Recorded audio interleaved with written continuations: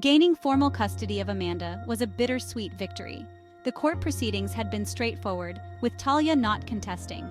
She didn't want to be a mother. She had made that clear. After her 90-day psychiatric hold ended, she moved into an apartment John had arranged for her. She came to see me once, sat on my couch, and told me the truth I already knew. Motherhood wasn't for her. I don't have the time. She had said, brushing a strand of hair behind her ear. I want you to take her. You already love her, I can tell. I don't think I was made for motherhood. I learned a lot about myself in therapy. And this is one thing I do know now. She said it all so calmly, like she was talking about a business decision, not her own daughter. So you want me to keep Amanda? I asked, though I already knew the answer. If you want her, she replied, shrugging. She never told me that she and John were still seeing each other, but I knew. She had that calm look in her like before the baby, before John shunned her. She was happy again, and her happiness didn't involve her baby. I had fallen in love with Amanda from the moment I held her. Despite the sleepless nights, the endless feedings, and the tears, she had become the light of my life. So of course I said yes, but I had one condition. If I take her, I said, my voice firm, you have to stay out of our lives, permanently. Talia didn't hesitate. Okay, she said without blinking. And just like that, she walked out of my house for the last time, leaving Amanda behind for good. Amanda is thriving now.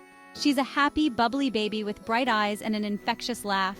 Becoming her mother has been the hardest thing I've ever done, but it's also the most rewarding. Every time she reaches for me, every time she calls me mama, I feel a rush of love that makes all the heartache worth it.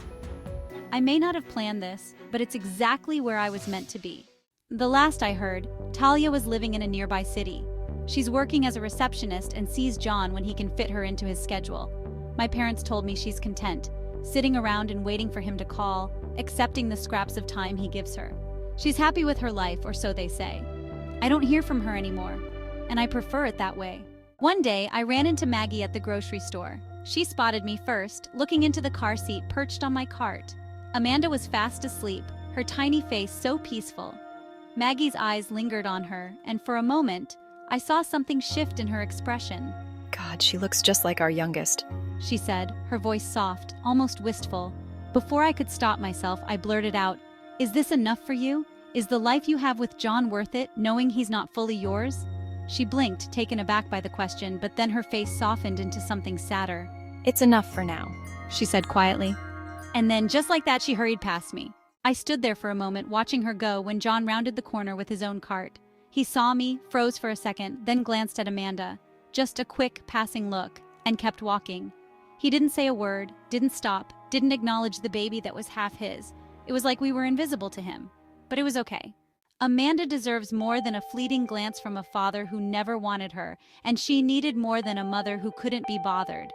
She deserves a family that loves her fully and unconditionally. And I'm going to give her that, no matter what.